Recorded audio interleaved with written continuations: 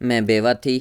ایک رات گھر آ رہی تھی جب میں نے درد سے تڑپتی ایک حاملہ لڑکی کو دیکھا تو اسے اٹھا کر گھر لے آئی۔ اس رات اس نے بچہ جنم دیا۔ دوسری صبح وہ بچہ چھوڑ کر گھر سے فرار ہو گئی۔ اب سارے محلے والے مجھ پر الزام تراشی کرنے لگے کہ یہ بچہ میرا ہے۔ ایک بزرگ کے کہنے پر محلے کی عورتیں مل کر مجھے ہسپتال لے گئی اور وہاں جا کر جب بچے کا DNA کروایا تو میرے سر پر آسمان گر پڑا، کیونکہ سچ میں ہی وہ بچہ۔ تو آج مجھے کام پر کافی دیر ہو چکی تھی، کیونکہ آج ایک تو میں نے اوور ٹائم لگا دیا تھا اور پھر اس کے بعد مشین کو کوئی مسئلہ بن گیا۔ کافی دیر اسے ٹھیک ہونے میں لگی۔ میں وہاں سے نکل آتی، لیکن کل تک ہر صورت میں آرڈر پورا کرنا تھا۔ اسی لیے یہی طے ہوا کہ آج ایکسٹرا ٹائم لگا کے اسے مکمل کیا جائے۔ اس کے بعد سپروائزر نے میٹنگ کے لیے بھی روک لیا، اسی لیے مجھے بھی وہاں سے نکلتے نکلتے کافی دیر ہو چکی تھی۔ میں بہت گھبرا رہی تھی، کیونکہ عموماً میں اتنی دیر تک گھر سے باہر نہیں رہتی تھی، لیکن آج تو بہت ہی دیر ہو چکی تھی۔ راستے میں موسم بھی کچھ خراب ہی تھا اور اس وقت میرے چلتے ہوئے قدموں میں تیز رفتاری بھی۔ یا اللہ، بس جلدی سے خیریت سے گھر پہنچ جاؤں۔ اتنی دیر تو کبھی بھی نہیں ہوئی۔ مجھے پریشانی ہونے لگی۔ اپنے آپ میں سوچتی ہوئی میں آگے بڑھتی جا رہی تھی اور جیسے ہی میں مین سٹاپ سے بس لے کے اپنے سٹاپ پر اتری اور اپنی گلی کی طرف مڑنے لگی تو مجھے کسی کی ہلکی ہلکی چیخوں کی آوازیں سنائی دی۔ میں گھبرا گئی، پتہ نہیں کیا ہوا ہے۔ میں نے اپنے قدموں کو مزید تیز کر لیا، کیونکہ مجھے اس بات کی گھبراہٹ ہو رہی تھی کہ کہیں میں کسی مسئلے کا شکار نہ ہو جاؤں، کہیں کوئی راہزن میرا راستہ نہ روک لے۔ حالانکہ میرے پاس تو کوئی قیمتی چیز بھی نہیں تھی، لیکن عزت تو تھی، نیک نامی تو تھی۔ ویسے بھی اس علاقے میں جہاں پر ہر گھر میں آنکھیں دروازے پر ہی پڑی ہوں اور کان کھڑکیوں سے لگے ہوں، تو وہاں پر عورت کو اپنا آپ بچا کر رکھنا پڑتا ہے۔ میں یہی سوچتی ہوئی اپنے قدموں کی رفتار کو مزید تیز کر گئی، لیکن وہ چیخ کی آواز اور ہلکی ہلکی درد میں کراتی ہوئی سسکیاں مجھے عجیب سی پریشانی میں مبتلا کر رہی تھی۔ تاہم میں تیزی سے اپنے گھر میں داخل ہو گئی۔ میں نے سوچ لیا تھا کہ میں رکوں گی نہیں، لیکن اندر آنے کے بعد بھی میری بے چینی ختم نہ ہوئی، کیونکہ باہر سے کسی عورت کی چیخ نے میرے رکنے کھڑے کر دیے۔ چیخ ایسی تھی جیسے کسی کی روح جسم سے الگ ہو رہی ہو۔ دل میں خوف آیا، مگر قدم خود بخود دروازے کی طرف بڑھ گئے۔ گلی اندھیری تھی، بارش کی بوندیں جیسے زمین پر سرگوشیاں کر رہی تھیں۔ میں نے چادر سر پر کھینچی اور آہستہ آہستہ آواز کے تعاقب میں نکل پڑی۔ پہلے لگا شاید کوئی نشئی جھگر رہا ہو، مگر جب میں نے گلی کے موڑ پر دیکھا تو ایک لڑکی زمین پر تڑپ رہی تھی۔ اس کا جسم کانپ رہا تھا، پیٹ کے نیچے سے خون بہہ رہا تھا، سانس تیز تھی اور آنکھوں میں وحشت پھیلی ہوئی تھی۔ میں گھبرا گئی اور میں نے دوڑ کر اسے تھاما۔ اللہ کے واسطے میری مدد کرو، میرا بچہ پیدا ہونے والا ہے۔ اس کے الفاظ میرے کانوں میں گونج گئے، میرے ہاتھ کپ کپا گئے۔ میں نے چاروں طرف دیکھا، کوئی نہیں تھا۔ رات گہری ہو چکی تھی، گلی میں بس بارش اور اندھیرا تھا۔ میں نے جھٹ سے چادر اس کے اوپر ڈالی اور اسے سہارا دے کر اپنے گھر تک کھینچ لائی۔ میرا دل زور زور سے دھڑک رہا تھا۔ نہ میں اسے پہچانتی تھی، نہ اس کے آنے کا سبب جانتی تھی، مگر اس کے چہرے پر ایسی بے بسی تھی کہ میرے انکار کی گنجائش ہی نہیں تھی۔ گھر پہنچ کر میں نے اسے بستر پر لٹایا، پانی منہ پر چھڑکا۔ بچاؤ، وہ مر جائے گا، میرا بچہ، وہ ہذیانی انداز میں بار بار یہی جملہ دہرا رہی تھی۔ میں نے گھبرا کر پرانی چادر کے ٹکڑے پھاڑے، پانی گرم کیا۔ میرے ہاتھ کانپ رہے تھے، دل دعا مانگ رہا تھا، یا اللہ اس ننھی جان کی حفاظت کرنا۔ پتہ نہیں کہاں سے ہمت آئی، مگر اس رات میں نے سب کچھ خود کیا، ہمت کے ساتھ۔ میں اسے بھی ہمت دلاتی رہی۔ رات کے تیسرے پہر اس نے زور سے ایک چیخ ماری اور اس کے بعد ایک ننھی سی رونے کی آواز نے پورے گھر کو بھر دیا۔ میں جیسے خود کو بھول گئی تھی۔ وہ ننھا وجود میری ہتھیلیوں میں کانپ رہا تھا۔ اس کے رونے کی آواز میں زندگی کی وہ شدت تھی جو میرے اپنے سینے میں برسوں سے مر چکی تھی۔ میں نے اللہ کا شکر ادا کیا، مگر جب میں نے نظر اٹھا کر دیکھا تو وہ لڑکی، وہ نامعلوم عورت نیم بے ہوش پڑی تھی۔ مجھے پریشانی ہوئی۔ میں ساری رات اس کے سرہانے بیٹھی رہی۔ کبھی اس کا ماتھا سہلاتی، کبھی بچے کو گود میں لے کر لوری دیتی۔ صبح کی پہلی روشنی نے جب دیوار پر دستک دی تو میں نے سکون کا سانس لیا۔ سب خیر ہے بیٹی، اب تم محفوظ ہو، میں نے کہا۔ اس نے مجھ سے پانی مانگا، مگر جب میں کچن میں پانی لینے گئی اور واپس لوٹی تو بستر خالی تھا۔ وہ لڑکی جا چکی تھی۔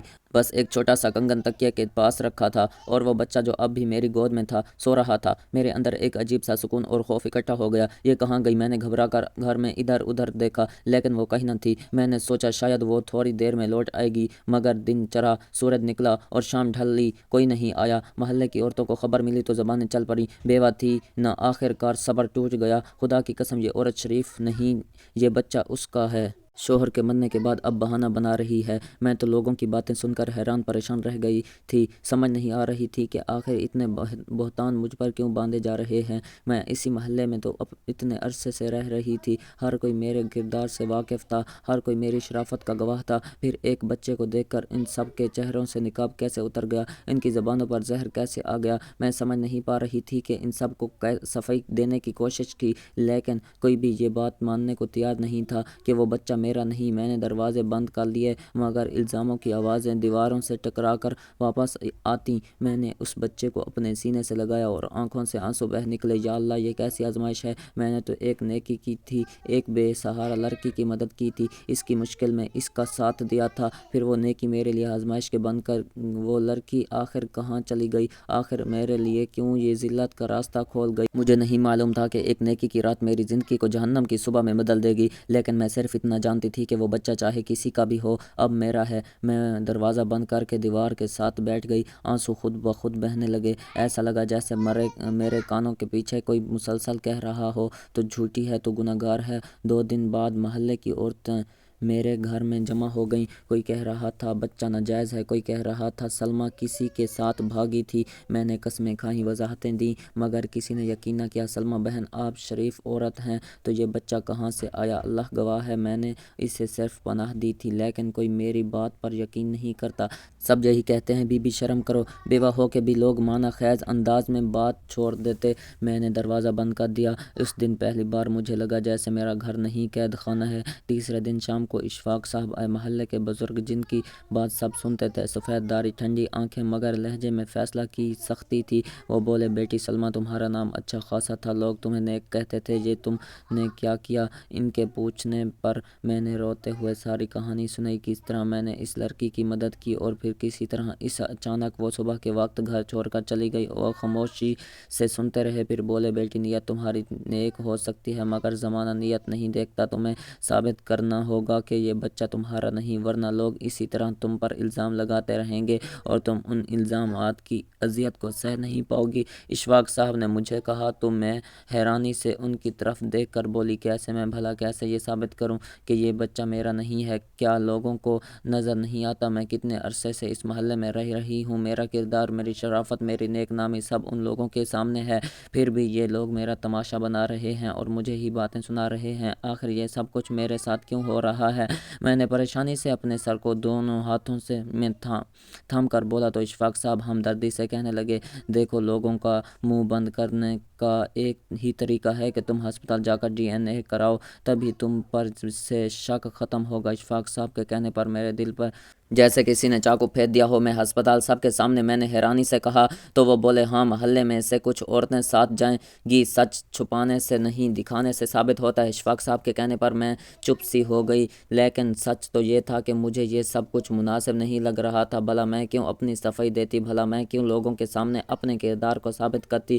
میں نے آسمان کی طرف دیکھا، شاید وہاں کوئی فرشتہ ہنس رہا تھا یا رو رہا تھا۔ اگلے دن عورتوں نے زبردستی مجھے تیار کیا اور بچے کو کپڑے میں لپیٹا اور مجھے ہسپتال لے گئیں۔ راستے بھر وہ چپ کے باتیں کر رہی تھی، کیا پتہ واقعی اس کا بچہ ہو۔ اللہ جانے، زمانہ بہت خراب ہے آج کل۔ عورتیں جیسے سرگوشیوں میں باتیں کر رہی تھیں اور میرے دل پر کری وار ہو رہے تھے، میرے کان جلنے لگے۔ میں نے چادر آنکھوں پر کھینچ لی۔ ہسپتال کے دروازے پر ڈاکٹر نیہا ملی، وہ میری پرانی جاننے والی تھی، مگر برسوں بعد ملی تھی۔ اس کی آنکھوں میں حیرت تھی۔ سلمیٰ، تم جہاں؟ اپنے کسی ہمدرد کو دیکھ کر میں نے سب کچھ سنا دیا۔ اس نے بچے کو دیکھا، پھر مجھے، میں تمہیں جانتی ہوں سلمیٰ، تم جھوٹ نہیں بول سکتی، مگر قانون ثبوت مانگتا ہے اور تمہیں اپنی سچائی ثابت کرنے کے لیے ثبوت بھی دینا ہوگا۔ میں نے سر جھکا دیا، جو بھی ہو نیہا، تم میرا ٹیسٹ کر لو، مجھے صرف سچ چاہیے، میں نے ہمت کرتے ہوئے ڈاکٹر نیہا سے کہا، تو وہ بولی، ایک بار اچھی طرح سوچ لو، کیا تم یہ ٹیسٹ کروانے کے لیے تیار ہو؟ میں نے زخمی